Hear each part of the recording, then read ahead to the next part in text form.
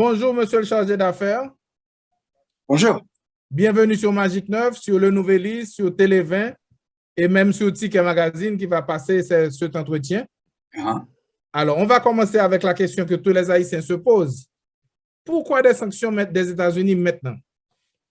Je crois que c'est vu la situation que nous vivons ici à Port-au-Prince depuis un bon moment et en Haïti en général. Nous, on a bien regardé les choses et on a décidé qu'il fallait passer, ça prend du temps évidemment avec notre système de justice, à prendre des cas précis, à pouvoir mobiliser le système pour faire des sanctions comme on a fait.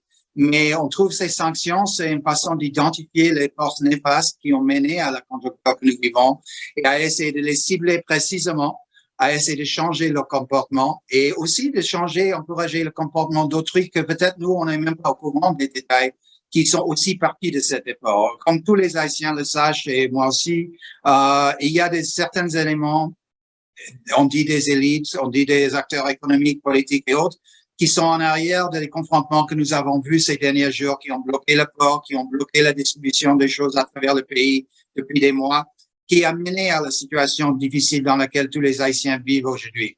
Et c'est grâce à ça que nous avons, depuis un bon moment, ça a pris du temps, on essayé de mobiliser à pouvoir mettre en place les sanctions que nous venons de voir dans les derniers jours, les dernières semaines, les visas, mais aussi les autres sanctions annoncées la semaine dernière, et bien sûr ce qui vient d'être annoncé hier. En quoi consiste exactement cette sanction? Vous voulez préciser ce qu'on a annoncé hier ou le tout? Non, le tout, le paquet total. OK, non, avec plaisir, avec plaisir. En effet, à l'instant, il y en a 3 différents types de sanctions que nous avons imposées. Mais il y en a des autres qui peuvent être sanctions, je dis entre guillemets, parce qu'ils ont des différents noms.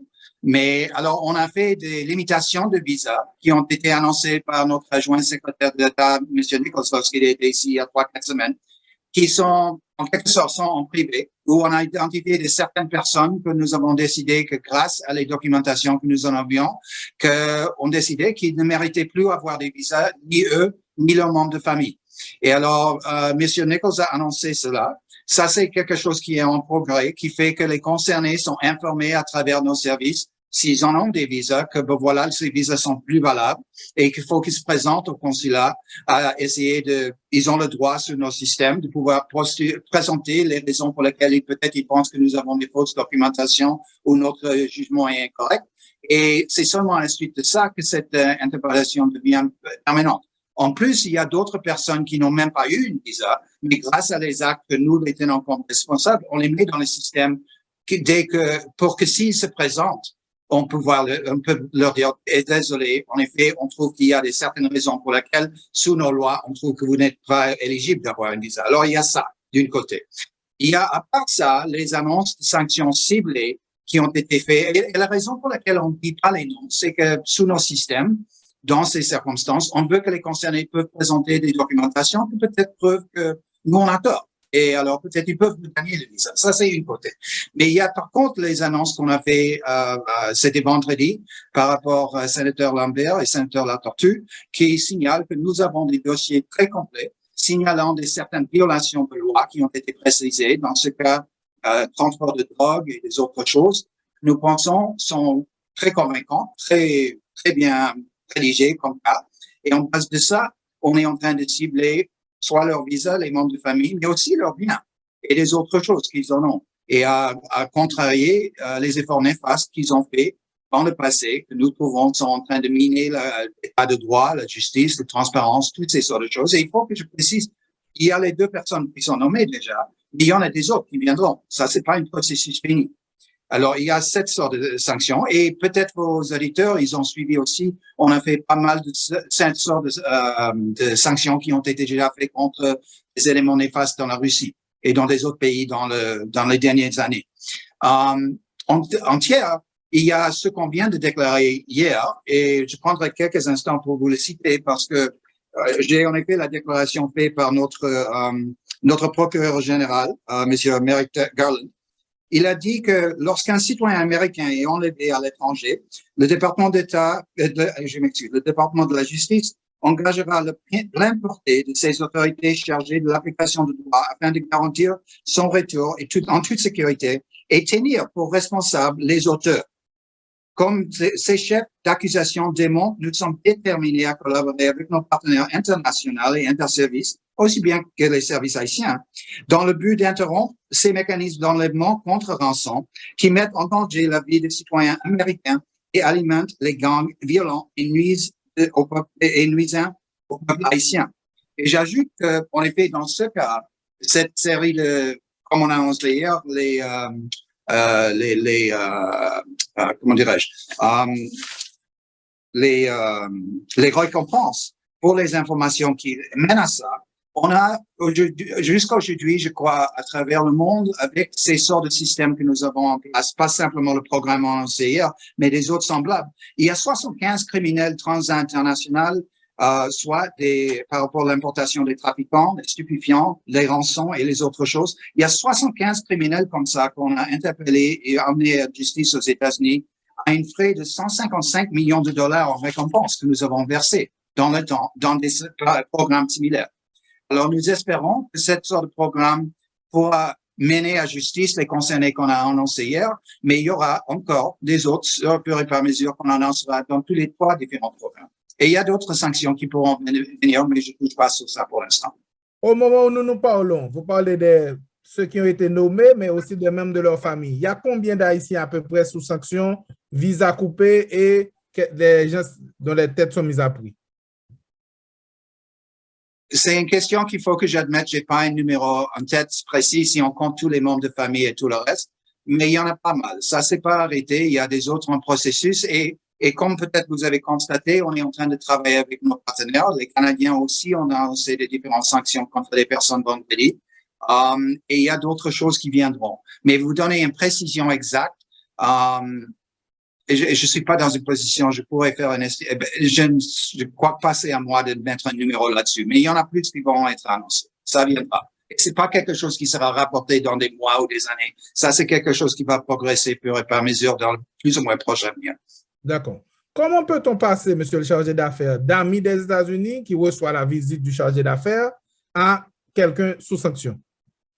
Je parle du cas de M. Lambert, qui était un ami des États-Unis, à qui vous avez rendu visite comme président du Sénat il y a quelques mois, et maintenant il est dans la liste des sanctionnés. Comment passe-t-on d'amis des États-Unis à sanctionner par les États-Unis? Non, je comprends bien.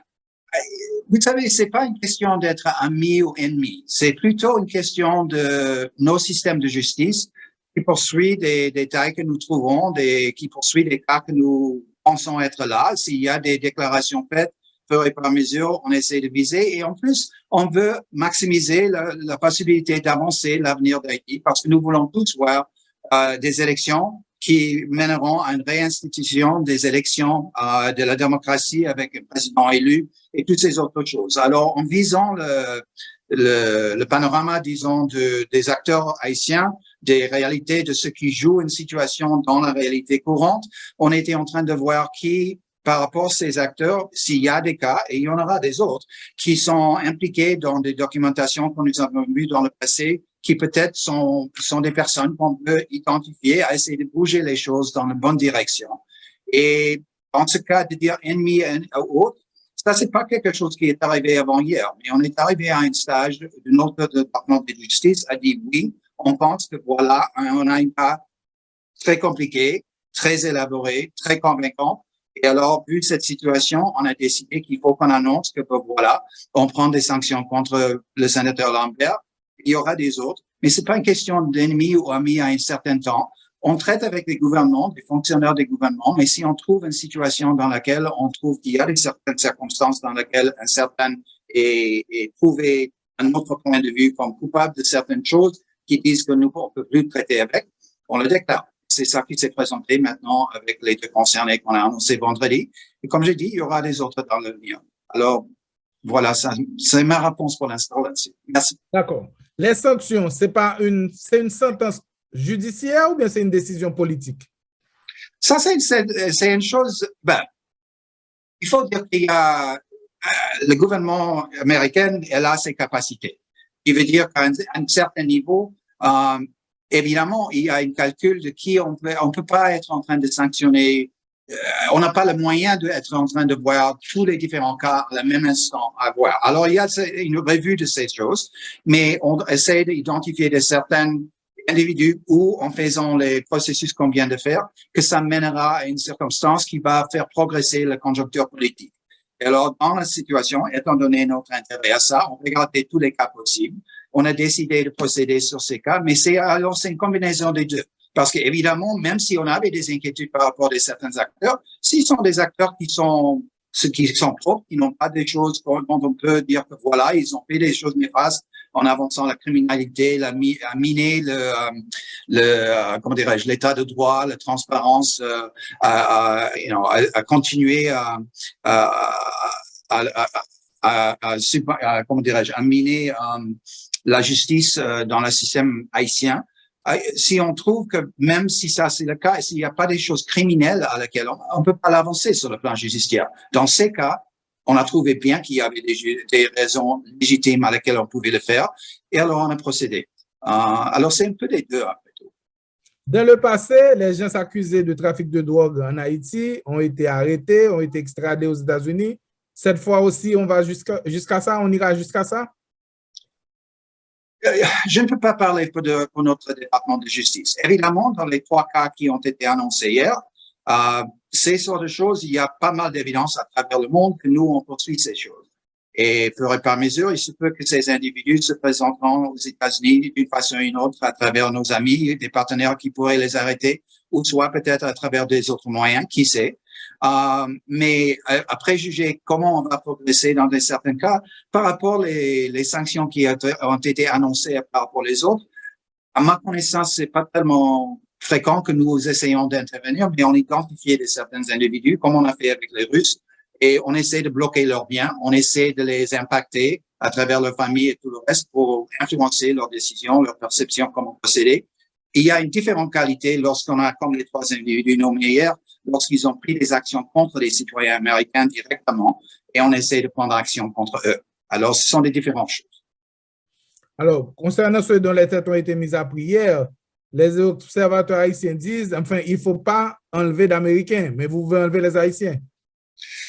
Non, c'est d'enlever des Américains. S'il y a des Américains qui commettent des crimes, et je crois que j'ai mentionné ça dans un des entretiens que j'ai fait dernièrement, ou peut-être même le petit pièce que j'ai fait en créole la semaine dernière, s'il y a des entités américaines qui sont en train de faire des choses qui sont illégales par rapport à la situation haïtienne, aux violations de nos lois proprement aux États-Unis en faisant des fraudes, peut-être l'exportation illégale des armes et autre chose, ils feront face à la justice américaine aux États-Unis s'ils sont des citoyens américains.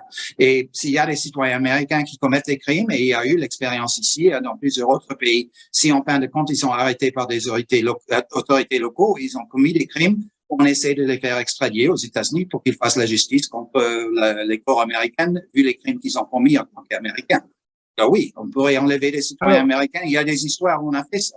Le sens de la question, c'était, vous avez mis à prix seulement les chefs de gang qui avaient enlevé des Américains.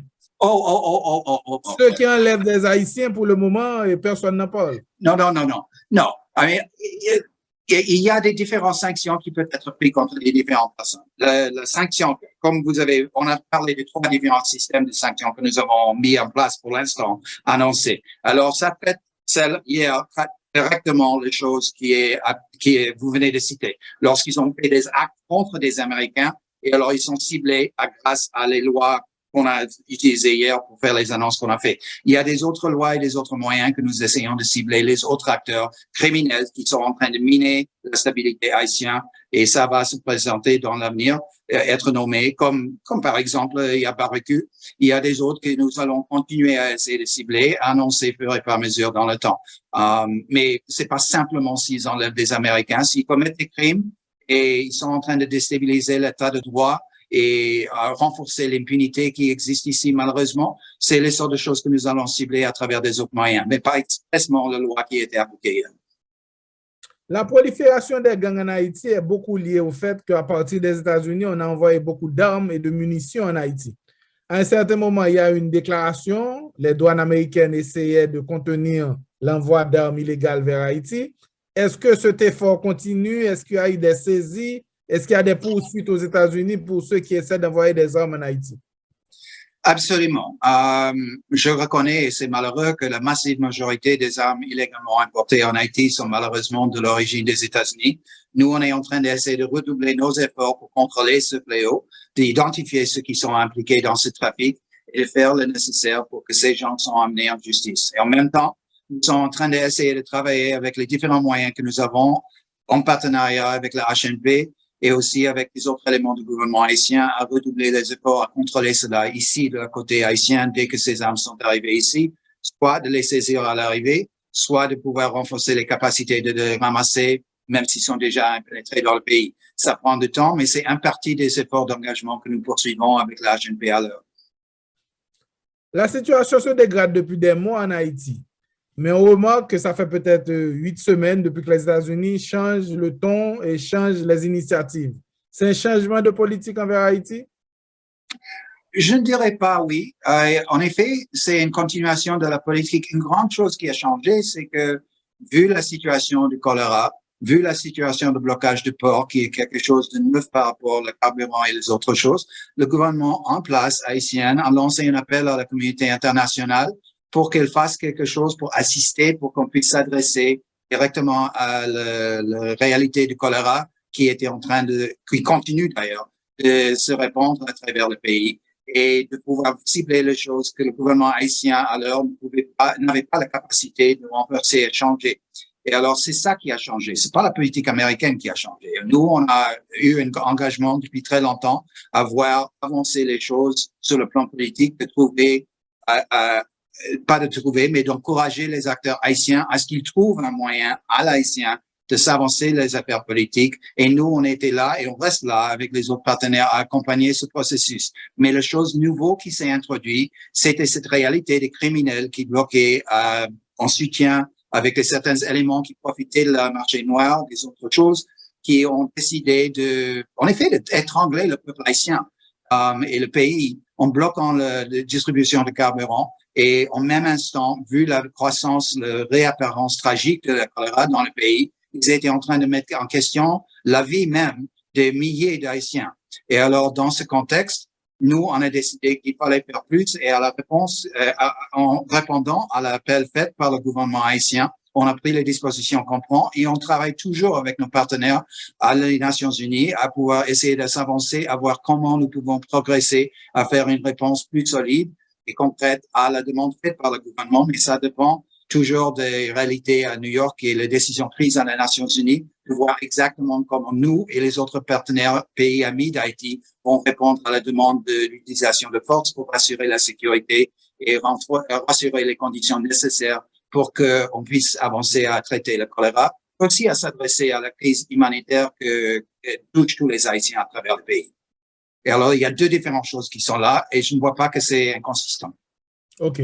Les États-Unis et le Mexique portent une résolution à l'ONU, justement au sujet de la force armée spéciale, et après la demande du Premier ministre. À l'ONU, le projet de résolution avance ou bien il est abandonné? Et il y a deux résolutions. Il y a la résolution sur les sanctions, que vous savez bien sûr a été saisie et ça s'avance. Les discussions se déroulent à New York. Je sais qu'il y a des discussions qui se déroulent. Au premier plan, il y avait des discussions et c'est bien compris que le peuple haïtien et Haïti ne veut pas voir encore une PKO, comme on a vu avec le MINUSA ou autre chose. On veut voir quelque chose de différent. Et on comprend bien ça. Et vu les réalités, il y a des discussions qui se déroulent par rapport à l'autorisation d'en avoir une résolution qui, en quelque sorte, qui bénisse dans le nom des Nations Unies une force multinationale des pays amis d'Haïti, probablement, à notre point de vue, probablement une force mixte d'assistance policière, aussi bien que peut-être quelque chose de plus qui pourrait assister par rapport à cibler les gangs. Mais ça reste à voir dès qu'on sache exactement ce que c'est que les Nations Unies vont autoriser, parce que pour nous et les autres partenaires, ça aussi touche sur la question d'exactement quelle sera la réponse. Et jusqu'à ce qu'il y ait cette résolution, on est en train de faire des discussions avec des amis, mais formellement de faire une intervention ou de faire autre chose, ça attend à voir qu'est-ce qui se passera à New York. Et alors ça continue, c'est pas abandonné. Cette résolution, j'espère bien que ça va sortir prochainement et on va voir qu'est-ce que ça va dire alors pour la réponse américaine, aussi bien que la réponse de tous les autres pays partenaires qui veulent assister à Haïti dans cette période de difficulté maintenant. On a compris que les États-Unis ne voulaient pas prendre le leadership de cette force. mais on voit aussi que le Canada est en train de reculer depuis quelques jours. Je ne sais pas, je ne veux pas caractériser les discussions dont moi je ne suis pas partie prenante directe. Ça, c'est entre les différents capitaux et c'est pas simplement les États-Unis et le Canada qui sont impliqués. Il y a plusieurs pays du monde qui s'impliquent et qui s'intéressent à l'avenir d'Haïti, qui veulent voir un avenir que nous voulons tous voir en Haïti. Premièrement, en s'adressant à la crise choléra et sécurité, mais au-delà de ça, en rétablissement des élections démocratiques à travers un système de consensus et inclusivité qui va mener à voir l'Haïti que nous voulons tous voir. Alors, je ne pourrais pas qualifier exactement comment ça se déroule, mais Canada, après tout, comme on a vu avec notre assistance à amener les blindés qui ont été achetés par le gouvernement haïtien en main avec nos amis canadiens, on a fait cela. On a fait l'annonce de nos sanctions dernièrement vendredi, main en main avec les Canadiens. Alors, ils sont un grand partenaire ici. Et on continue de discuter avec eux, mais pas simplement eux. Et discuter exactement comment ça se déroule, où ça va finir, ça ne sera pas à moi de le dire à l'instant. Concernant les blindés, il y a le Basket Fund pour la sécurité annoncé depuis janvier, mais les États-Unis paraissent réticents à contribuer à ce Basket Fund.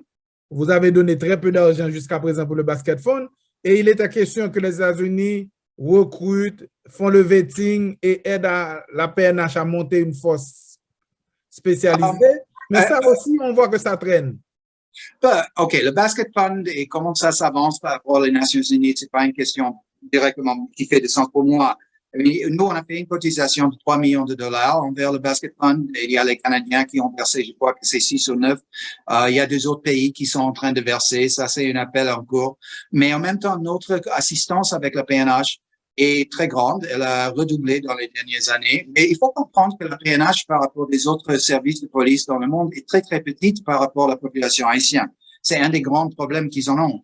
Parce que vu la population d'Haïti, vu la taille du pays, la police est parmi les plus petites par rapport à la population dans le monde, qui fait qu'ils doivent construire, en avoir plus d'effectifs, avoir plus d'équipements, de formation, engagement et tout le reste à contrôler, à donner la société, la sécurité qui est nécessaire pour avancer le contrat social, le bâtiment des institutions et tout le reste que tout le monde sait sont nécessaires pour l'avenir d'Haïti, pour qu'Haïti peut devenir prospère et peut arriver à atteindre les objectifs que nous voulons tous voir pour le peuple haïtien ici. Alors, cela étant dit, nous, on continue le partenariat avec le PNH. On va continuer à augmenter nos assistances dans les moyens que nous avons. Un des problèmes que nous avons, c'est en réalité que notre gouvernement américain, c'est pas un problème, mais une observation que je ferai plutôt, c'est que comme plusieurs pays, on a l'exécutif dont moi je fais partie et nos partenariats avec le HNP, c'est parti, mais il y a la législative, il y a la judiciaire. Alors, dans la législative, nous, aux États-Unis, on a des lois qui nous expressément défendent de fournir des armes et des matériaux létals contre à des éléments de sécurité haïtiens. C'est pour ça que nous ne sommes pas en train de donner directement des armes. Il y a des pays qui assistent, mais les États-Unis, on est bloqué par nos propres lois, qui fait qu'on est en train de faire les formations, fournir des autres équipements et les tenues, comment dirais-je, les body armor, les autres choses qui protègent les membres de la police nationale lorsqu'ils sont en train de faire leur travail, mais les armes elles-mêmes, nous, on ne peut pas fournir. Ça dépend d'autrui, et aussi bien du gouvernement elle-même qui a acheté les chars qui sont venus, les blindés, et qui achète des autres matériaux qu'ils utilisent. Mais on augmentera nos participations et on espère encourager et continuer le partenariat avec les autres partenaires qui soutiennent aussi de leurs différents moyens de HNP. Mais ça va au-delà de ça, et je veux souligner que pour vos auditeurs, c'est pas simplement du soutien envers la HNP.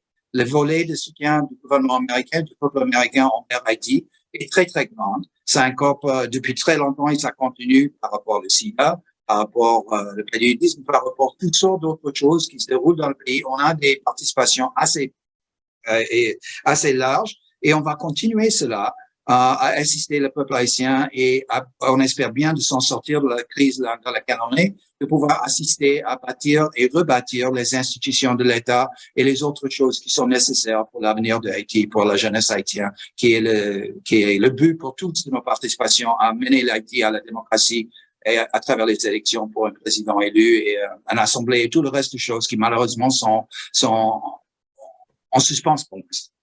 Alors, la dernière question, monsieur le chargé d'affaires. Les États-Unis supportent le gouvernement d'Ariel Henry depuis le début. Le corps groupe avait même aidé à l'installer comme premier ministre à la place de Claude Joseph.